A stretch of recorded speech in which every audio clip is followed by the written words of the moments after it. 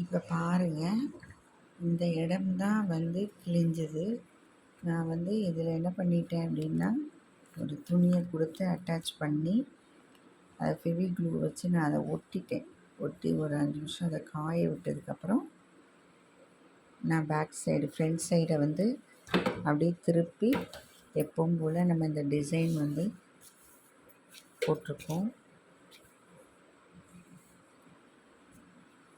இவ்வளோதாங்க. இதில் எந்த டிஃப்ரெண்ட்டும் தெரியாது.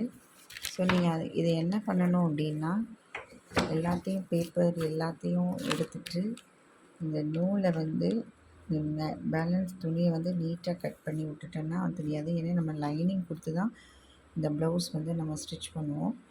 ஸோ அதனால் நம்மளுக்கு எந்த ஒரு டிஃப்ரெண்ட்டும் தெரியாது. இந்த வீடியோ பிடிச்சிருந்தால் லைக் பண்ணுங்கள், கமெண்ட் பண்ணுங்கள், ஷேர் பண்ணுங்கள். தேங்க்யூ.